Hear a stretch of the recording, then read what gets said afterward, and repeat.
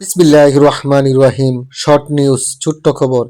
সাতপন্থী ছাত্র সমাজ এর প্রতিনিধির পক্ষ হতে সাংবাদিক সম্মেলনে যে দাবিগুলো আসছে, তাবলিগ জামাত এর বিভাজনের পর থেকে বিগত বছরগুলোতে সরকার ঘোষিত প্রজ্ঞাপন অনুযায়ী তাবলিগ জামাতের বিবাদমান উভয় পক্ষ ভালোভাবে ইজতেমার আয়োজন করে আসছে।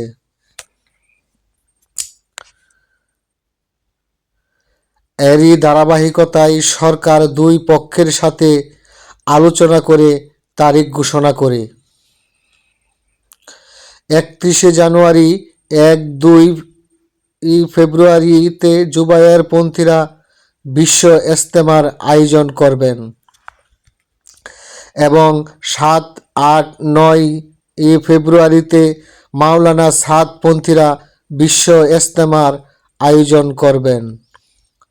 উভয় পক্ষই সরকারের কাছে হস্তান্তর করবেন, কিন্তু জুবায়েরপন্থী এই প্রজ্ঞাপন বাতিল করে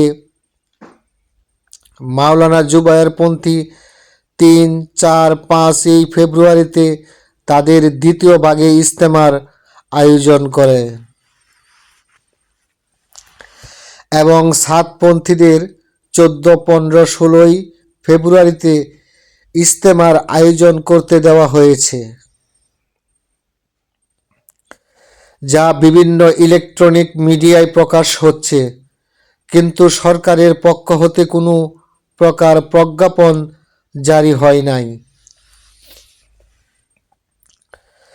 ছাত্ররা বলে, বিশ্ব ইজতেমার তারিখ নিয়ে সরকারের এই অস্পষ্টতা জাতিকে আবারও অস্থিতিশীল পরিস্থিতির মুখোমুখি করছে।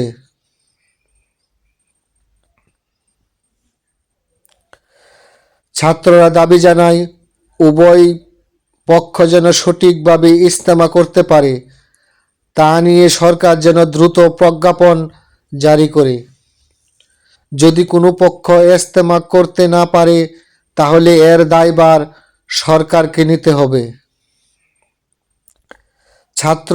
ছাত্রদের দাবি না মেনে নিলে কঠিন আন্দোলনের হুঁশিয়ারি দেন তারা। লাইক, শেয়ার, সাবস্ক্রাইব করুন এরকম খবর পেতে।